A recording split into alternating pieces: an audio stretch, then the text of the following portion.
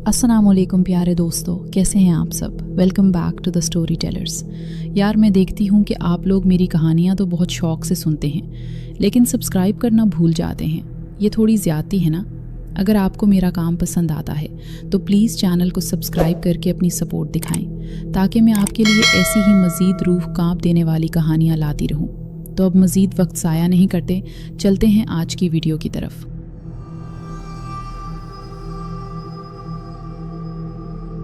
ज़िंदगी के कुछ मोड़ ऐसे होते हैं जहां इंसान का सामना ऐसी हकीकतों से होता है जिनका जिक्र किताबों में तो मिलता है, मगर जब वो ख़ुद पर बीतती हैं तो रूह कांप जाती है।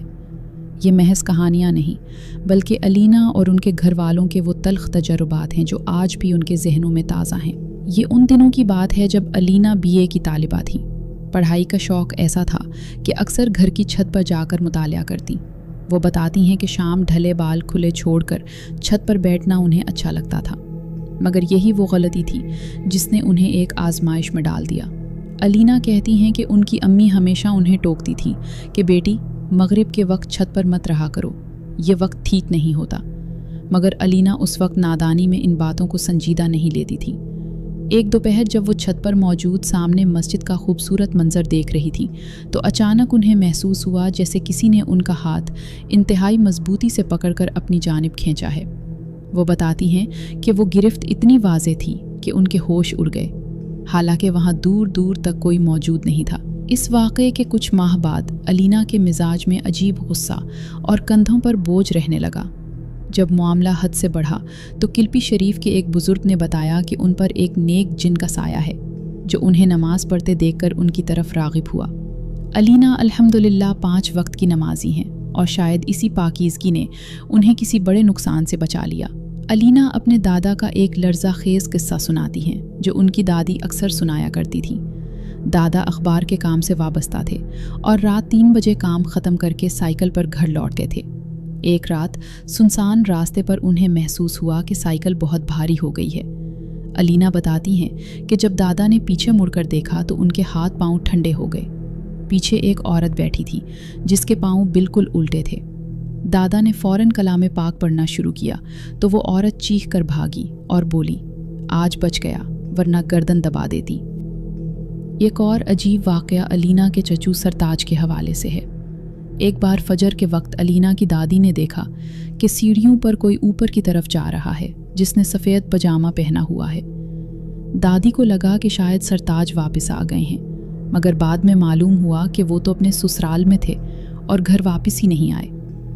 अलीना कहती हैं कि इस वाक़े ने पूरे घर को सोचने पर मजबूर कर दिया कि आखिर वो नादीदा वजूद कौन था जो सुबह सवेरे घर में घूम रहा था। अलीना की एक सहेली के साथ भी जिन्नात का ऐसा मसला हुआ कि वो एक वक्त में चश्मास 40 रोटियां खा जाती थी।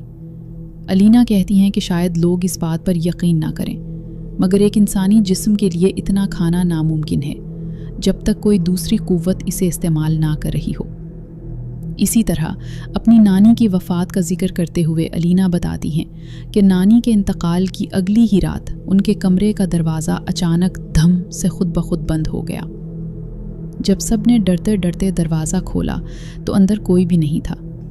अलीना का मानना है कि ऐसी चीज़ें तभी पुरसकून होती हैं जब उनके लिए सदका और फातिहा का एहतमाम किया जाए। आज अलीना के ख़ानदान के बहुत से बुज़ुर्ग उनके दरमियान नहीं रहे, मगर उनकी यादें और ये वाक़यात आज भी उनके साथ हैं। अलीना अपने वालिदैन की इकलौती बेटी हैं और आज भी उन बुज़ुर्गों को याद करके उदास हो जाती हैं। अलीना की आप सबसे गुजारिश है कि उनकी मरहूमा दादी और नानी के लिए दुआए मग़फ़िरत करें और उन्हें अपनी दुआओं में याद रखें।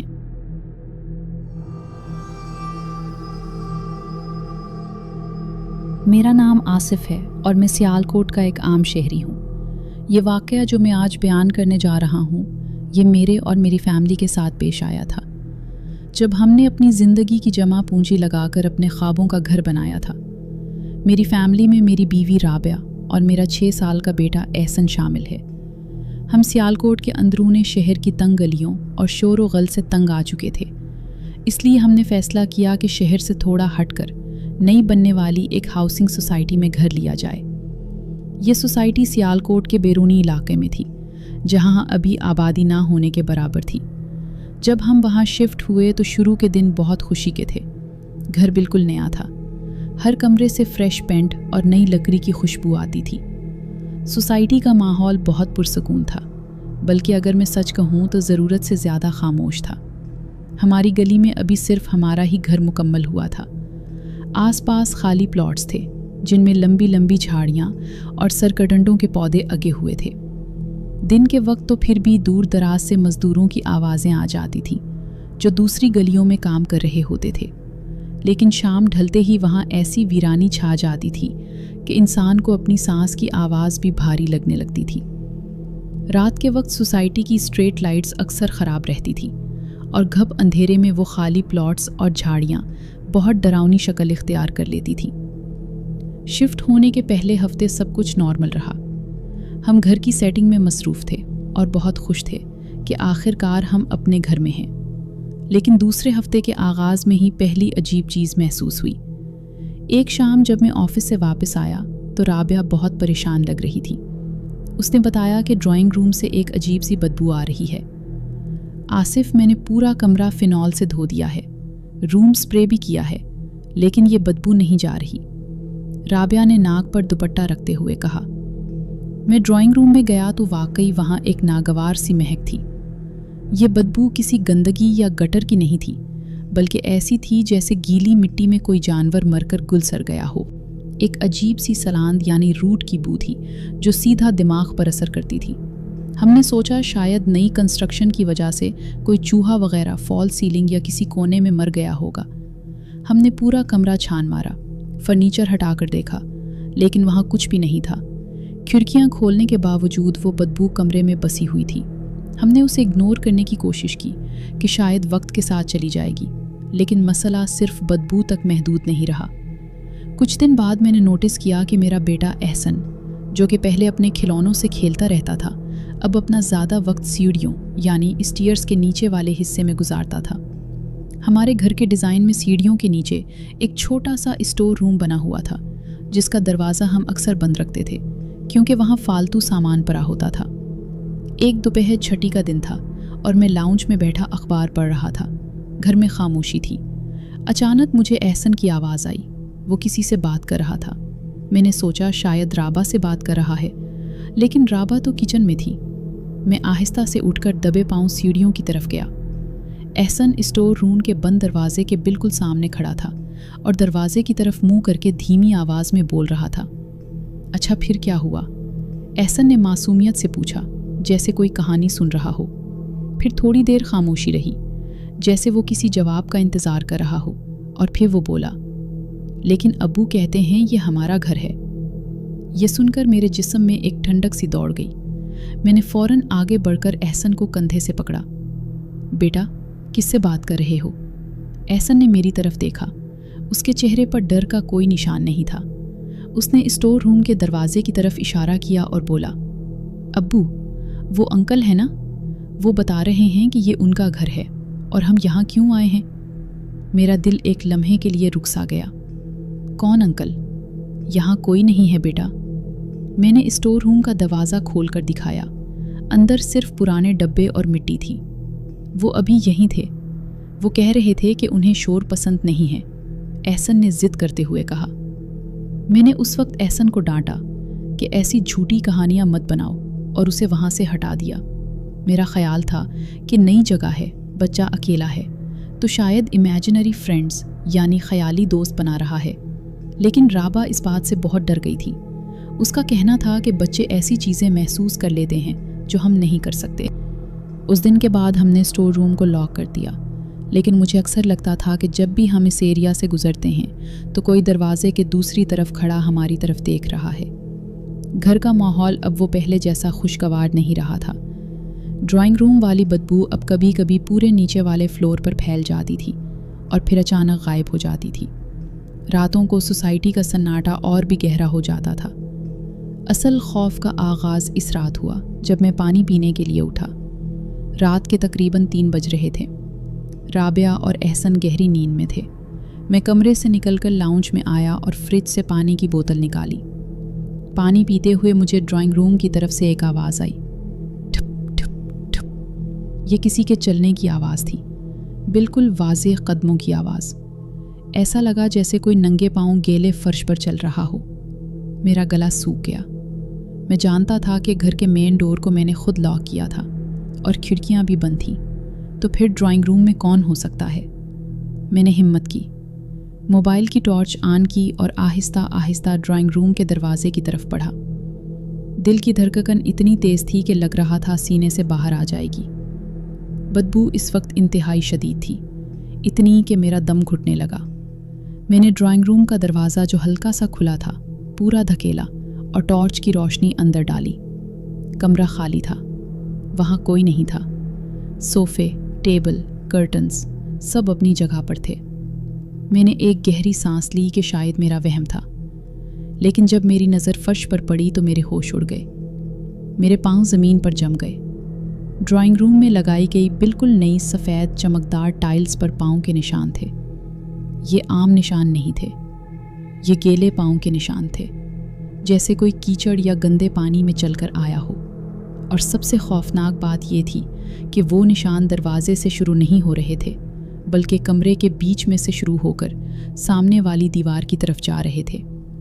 میں اپنی آنکھوں پر یقین نہیں کر پا رہا تھا۔ میں نے ٹارچ کی روشنی میں ان نشانوں کا پیچھا کیا۔ وہ نشان دیوار کے بالکل قریب جا کر ختم ہو گئے تھے۔ ایسا لگ رہا تھا کہ چلنے والا شخص چلتے چلتے دیوار کے اندر داخل ہو گیا ہو۔ وہ نشان تازہ تھے، پانی ابھی بھی ان میں چمک رہا تھا۔ میرے رونگٹے کھڑے ہو گئے۔ اس کا مطلب تھا کہ وہ چیز ابھی کچھ سیکنڈز پہلے یہیں تھی۔ اور سب سے بڑی دہشت یہ تھی کہ اس کمرے میں، اس بند گھر میں، اس گیلے پانی کا کوئی سورس یعنی ذریعہ نہیں تھا۔ باہر بارش نہیں ہو رہی تھی، باتھ روم دور تھا، تو یہ گیلے پاؤں کہاں سے آئے؟ میں وہاں سے بھاگا اور اپنے کمرے میں آ کر دروازہ لاک کر لیا۔ میں نے رابعہ کو نہیں جگایا کیونکہ وہ پہلے ہی ڈری ہوئی تھی، لیکن ساری رات میں بستر پر بیٹھا درود شریف پڑھتا رہا اور کان دروازے پر لگائے رکھے۔ مجھے پوری رات ایسا لگتا رہا کہ لاؤنج میں کوئی گیلے پاؤں لے کر ٹہل رہا ہے اور وہ بدبو میرے دروازے کی دراڑوں سے اندر آ رہی ہے۔ یہ ہمارے اس خواب کے گھر میں پہلی خوفناک رات تھی، لیکن افسوس یہ آخری نہیں تھی۔ اس رات وہ گیلے قدموں کے نشان دیکھنے کے بعد میری آنکھوں سے نیند ہمیشہ کے لیے روٹ گئی تھی۔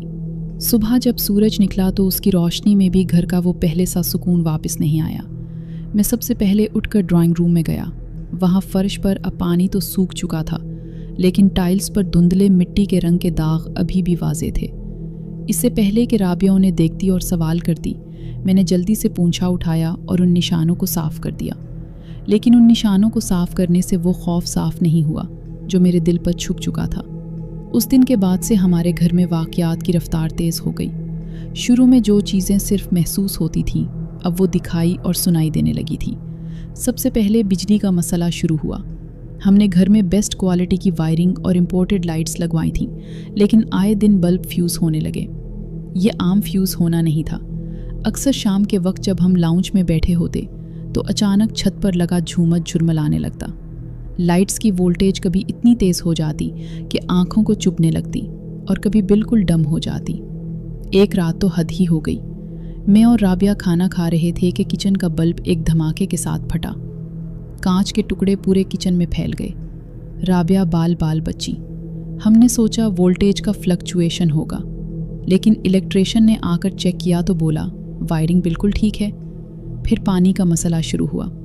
سیالکوٹ میں زمین کا پانی عام طور پر صاف ہوتا ہے، لیکن ہمارے گھر کے نلکوں یعنی ٹپ سے عجیب پانی آنے لگا۔ صبح جب میں منہ دھونے کے لیے بیسن کا نلکا کھولتا تو پہلے چند سیکنڈز کے لیے پانی کا رنگ گہرا لال خون جیسا ہوتا یا پھر گندا مٹیالہ پانی نکلتا۔ اس پانی سے وہی ڈرائنگ روم والی سراند آتی تھی۔ ہم ٹنکی صاف کرواتے، فلٹرز بدلتے، لیکن اگلے ہی دن وہی گندا پانی نکلتا۔ ایسا لگتا تھا جیسے زمین کے اندر سے کوئی گندی چیز ہمارے پانی میں گھل رہی ہے۔ لیکن ان سب مسئلوں سے بڑھ کر وہ آوازیں تھیں جو اب دیواروں کے اندر سے آتی تھیں۔ رات کے سناٹے میں جب ہم بستر پر لیٹے ہوتے تو ڈرائنگ روم اور سٹور روم والی دیوار کے اندر سے کھرچنے کی آوازیں آتی۔ گھر ایسا لگتا تھا جیسے کوئی دیوار کے اندر پھنسا ہوا ہے اور باہر نکلنے کے لیے ناخن مار رہا ہے۔ कभी कभी तो ये आवाज़ इतनी साफ होती कि मैं दीवार के साथ कान लगाकर सुनता। मुझे दीवार के अंदर से किसी के सांस लेने की भारी आवाज़ सुनाई देती। ये कोई चूहा या बल्ला नहीं हो सकता था। ये किसी बड़े जानदार की सांस थी जो रुक रुक कर और बोझल अंदाज में ली जा रही थी। घर की उस बिगड़ती हुई सूरत हाल को देखकर मैंने फैसला किया कि एक बार फिर सोसाइटी के मेंटेनेंस वालों को और प्रोफेशनल्स को बुलाकर सब कुछ चेक करवाया जाए। शायद कोई लॉजिकल वजह निकल आए। मैंने शहर से एक मशहूर प्लम्बर और इलेक्ट्रिशियन जिसका नाम शौकत था उसे बुलाया। शौकत सुबह आया और काम शुरू किया। मैंने उसे बताया कि वायरिंग और ड्रेनेज का मसला है। वो टूल्स लेकर सीढ़ियों के नीचे वाले स्टोर रूम और उसके साथ वाले बाथरूम की तरफ गया। मैं लाउंज में बैठकर अपने लैपटॉप पर काम करने लगा। अभी आधा घंटा ही गुजरा होगा कि अचानक शौकत के चीखने की आवाज़ आई और उसके साथ ही किसी भारी चीज़ के गिरने की आवाज़ आई। मैं लाउंज में बैठकर अपने लैपटॉप पर काम करने लगा। अभी आधा घंटा ही गुजरा होगा कि अचानक शौकत के चीखने की आवाज़ आई और उसके साथ ही किसी भारी चीज़ के गिरने की आवाज़ आई। मैं भागकर वहाँ पहुँचा। मंजर देखकर मैं हैरान रह गया। शौकत बाथरूम से बाहर गिरा हुआ था।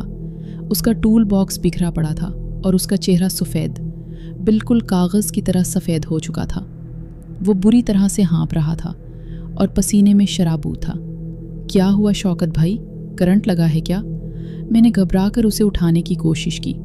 शौकत ने मेरा हाथ झटक दिया। वो कांपती हुई आवाज़ में बोला, भाई साहब, ये किस जगह घर बना लिया आपने? क्यों, क्या मतलब? मैंने पूछा। शौकत ने स्टोर रूम की तरफ इशारा किया। उसके हाथ कांप रहे थे। मैं वहाँ पाइप चेक करने के लिए झुका था। वहाँ कोई है आसिफ भाई? कोई है जो नहीं चाहता कि यहाँ काम हो? शौकत भाई, अंधेरा है, कोई वहम हुआ होगा। मैंने उसे तसल्ली देने की कोशिश की। नहीं, वो चीखा, वहम नहीं था। मैंने पाइप पकड़ा हुआ था कि अचानक किसी ने मेरे कंधे पर हाथ रखा। वो हाथ बर्फ़ की तरह ठंडा था और फिर किसी ने मेरे कान में बोला। वो बात करते करते रुक गया, जैसे वो अल्फाज दोहराते हुए भी डर रहा हो। क्या बोला? मैंने बेचैनी से पूछा। चले जाओ वरना दफन हो जाओगे, शौकत ने दबी हुई आवाज़ में बताया। और आसिफ भाई, जब मैं पीछे मुड़ा तो वहाँ कोई नहीं था, लेकिन उस दीवार पर मैंने स्टोर रूम के अंदर देखा। वहाँ कुछ नहीं था, लेकिन हवा में वही गंदी सड़न वाली बदबू फैली हुई थी। शौकत ने अपने औजार यानी टूल समेटने भी मुनासिब नहीं समझे। वो बस उठा और दरवाजे की तरफ भागा। भाई साहब, मुझे पैसे नहीं चाहिए, आप भी निकल जाएं यहाँ से, ये कहकर वो भाग गया। शौकत के जाने के बाद मैं देर तक वहाँ खड़ा रहा। एक मजदूर पेशा आदमी जो रोज़ाना ऐसी जगहों पर काम करता है, वो इतनी आसानी से नहीं डरता। उसकी बातों ने मेरे अंदर के शक को यकीन में बदल दिया था। प्रॉपर्टी डीलर ने तो कहा था कि ये साफ़ सुथरी खेती बाड़ी की ज़मीन थी, लेकिन अब मुझे इस पर यकीन नहीं रहा था। मैंने घर की चाबी उठाई और बाहर निकला। सोसाइटी के मेन गेट पर एक पुराना चौकीदार होता था, बाबा रहीम। वो यहाँ तब से था जब यह सोसाइटी बनना शुरू भी नहीं हुई थी। मैं सीधा उसके पास गया। बाबा रहीम गेट के पास बैठा हक्का पी रहा था। मैंने सलाम किया और उसके पास बैठ गया। इधर उधर की बातों के बाद मैंने मुद्दा बयान किया। बाबा जी, मैंने ब्लॉक सी में जो नया घर बनाया है वहाँ कुछ मसले आ रहे हैं। मैंने घूम फिर कर बात की। बाबा रहीम ने हुक्के की नए मुंह से हटाई और मेरी तरफ गौर से देखा। ब्लॉक सी, गली नंबर 4? उसने पूछा। जी हाँ, वही वाला, मैंने हैरत से कहा। बाबा रहीम ने एक गहरी सांस ली और सर हिलाया। बेटा, मैंने इस डीलर को मना किया था। मैंने कहा था कि पैसे के लालच में किसी की ज़िंदगी बर्बाद ना करो, लेकिन सुनता कौन है गरीब की। मेरा दिल ज़ोर से धड़का। क्या मतलब बाबा जी, वहाँ क्या था? बाबा रहीम ने आवाज़ धीमी कर ली, जैसे कोई राज बता रहा हो। बेटा, आज से 20 साल पहले, जब यहाँ सिर्फ जंगल और झाड़ियाँ थीं, वहाँ एक पुराना कच्चा कुआं हुआ करता था। वो कुआं पानी के लिए नहीं था। पुराने लोग कहते थे कि वहाँ काला इल्म करने वाले आते थे। वहाँ बहुत से लोगों ने अपनी जान ली थी और कुछ को वहाँ मार कर फेंका गया था। मेरे पैरों तले से ज़मीन निकल गई। बाबा रहीम ने बात जारी रखी। फिर जब ये सोसाइटी बनने लगी तो डीलर ने इस कुएं को भरने की बजाय उसके ऊपर मिट्टी डालकर उसे प्लेन प्लॉट बना दिया और बेच दिया। बेटा, मिट्टी डाल देने से नीचे दबी हुई हकीकत नहीं छुप जाती। तुमने अपना घर इस कुएं के मुंह पर बना लिया है। वो रास्ता था, तुमने वो रास्ता बंद कर दिया है। अब जो चीज़ नीचे थी वो बाहर आने के लिए बेचैन है। मैं सुन हो चुका था। मेरी आंखों के सामने अपना घर, ड्राइंग रूम की टाइल्स और वो गीले कदमों के निशान घूमने लगे। वो निशान दीवार के अंदर गायब हो रहे थे, क्योंकि शायद वो कुआं उसी दीवार के नीचे था। तो अब मैं क्या करूं बाबा जी? मेरी आवाज़ में बेबसी थी। जितनी जल्दी हो सके वो जगह छोड़ दो। वो ज़मीन इंसानों के लिए नहीं है। बाबा रहीम ने फैसलाकुन अंदाज में कहा। मैं वहाँ से उठा और घर की तरफ वापस चला।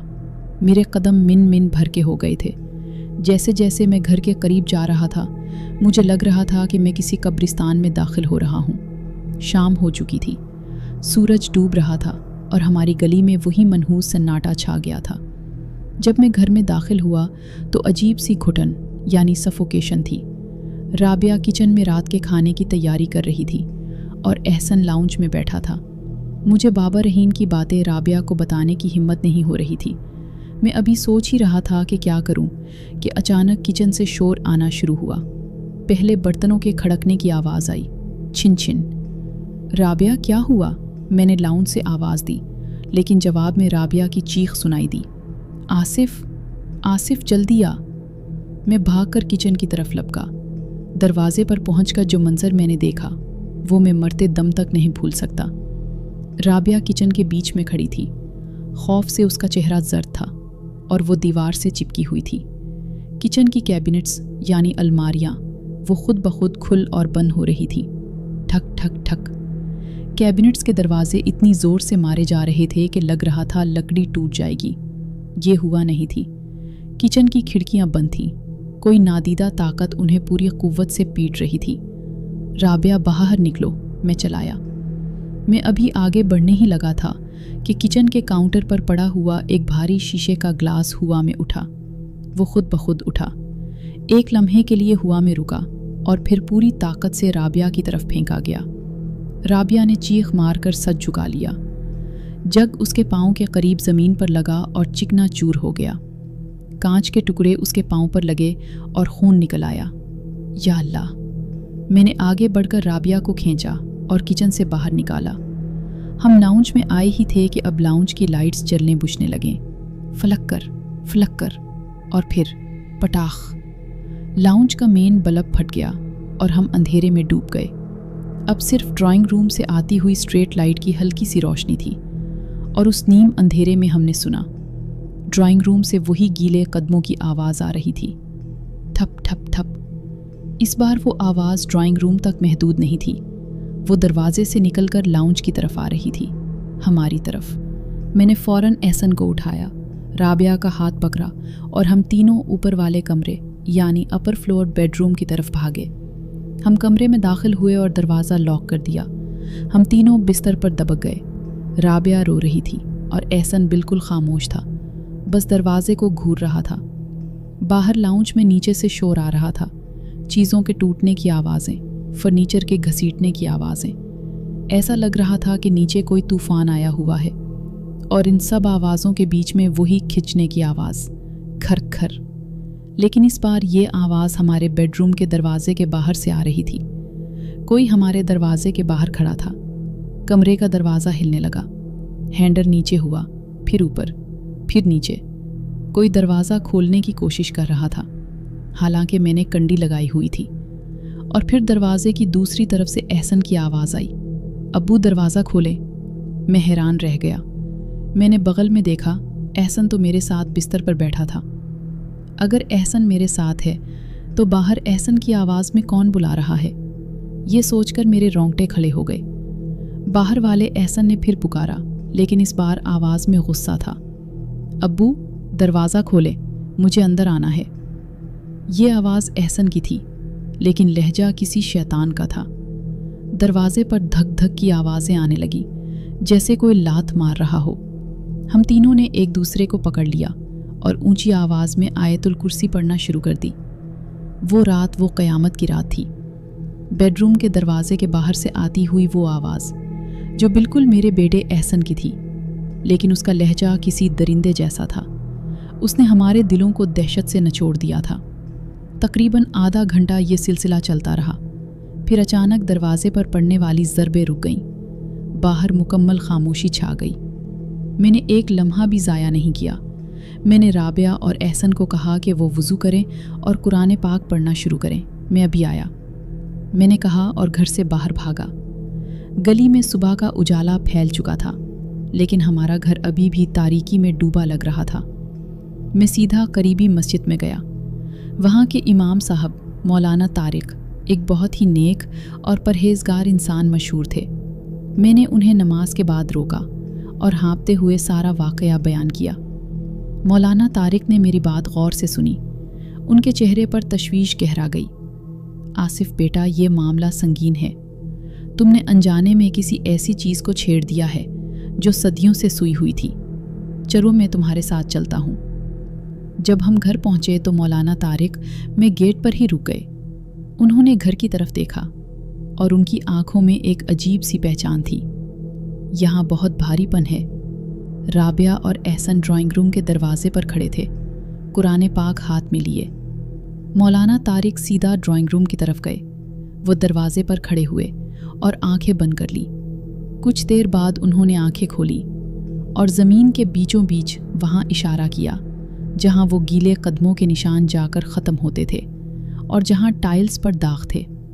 یہاں، مولانا نے سختی سے کہا، اس جگہ کو کھودو، ابھی اور اسی وقت۔ لیکن مولانا صاحب، یہاں تو ٹائلز لگی ہیں، نیچے کانکریٹ ہے، میں نے کہا، توڑو اسے۔ ان کی آواز میں جلال تھا۔ جو بدبو، جو گندگی تمہارے گھر میں پھیلی ہے، اس کا سرچشمہ یہی جگہ ہے۔ میں نے سوسائٹی کے چوکیدار اور 2 مزدوروں کو بلایا جو پاس ہی کام کر رہے تھے۔ جب انہوں نے ڈرائنگ روم کا فرش توڑنا شروع کیا تو پہلی ہی چور پر وہی سڑانت والی بدبو بھپک کر باہر آئی۔ مزدوروں نے ناک پر کپڑا رکھ لیا لیکن کام جاری رکھا۔ جیسے جیسے ٹائلز ٹوٹتی گئیں اور کانکریٹ ہٹایا گیا، نیچے سے کچی مٹی نکل آئی۔ یہ مٹی عام مٹی نہیں تھی، یہ بالکل کالی اور گیلی مٹی تھی۔ حالانکہ نیچے پانی کا کوئی پائپ نہیں تھا۔ انجانے میں ہی صحیح، لیکن میں نے اپنی فیملی کو کس جہنم میں لا کھڑا کیا تھا۔ مولانا طارق نے وہاں کھڑے ہو کر لمبی تلاوت کی۔ انہوں نے پانی پر دم کیا اور چھڑکا۔ جب یہ سب ہو گیا تو گھر کی وہ سرانت والی بدبو کم ضرور ہوئی لیکن ختم نہیں ہوئی۔ گھر کا بھاری پن ویسا ہی تھا۔ مولانا طارق نے جانے سے پہلے میرے کندھے پر ہاتھ رکھا۔ آصف، میں نے چیزوں کو ٹھنڈا تو کر دیا ہے، لیکن یہ جگہ، یہ زمین ملعون ہے۔ اس مٹی میں اتنا خون اور گندگی جذب ہے کہ یہ کبھی پاک نہیں ہو سکتی۔ یہاں رہنا تمہارے اور تمہاری اولاد کے لیے خطرناک ہے۔ جتنی جلدی ہو سکے یہاں سے نکل جاؤ۔ یہ سننا تھا کہ میں نے فیصلہ کر لیا۔ اب چاہے ہم سڑک پر آ جائیں، اس گھر میں ایک رات اور نہیں گزاریں گے۔ اسی دن ہم نے اپنا ضروری سامان پیک کیا۔ ہم صرف اپنے کپڑے اور ضروری کاغذات لے کر نکلنے والے تھے۔ گھر چھوڑنے سے پہلے میں نے آخری بار اس ڈرائنگ روم کی طرف دیکھا۔ فرش ابھی بھی کھدا ہوا تھا۔ ہم نے وہ گھر انتہائی سستے داموں یعنی چیپ پرائس میں بیچنے کا فیصلہ کیا۔ ایک پراپرٹی ڈیلر جو کہتا تھا کہ اسے ان کہانیوں پر یقین نہیں، اس نے وہ گھر ہم سے کوڑیوں کے بھاؤ یعنی ڈرٹ چیپ خرید لیا۔ مجھے پتا تھا کہ میں غلط کر رہا ہوں، لیکن میری مجبوری تھی۔ مجھے اپنی فیملی کی جان بچانی تھی اور وہاں سے نکلنے کے لیے پیسہ چاہیے تھا۔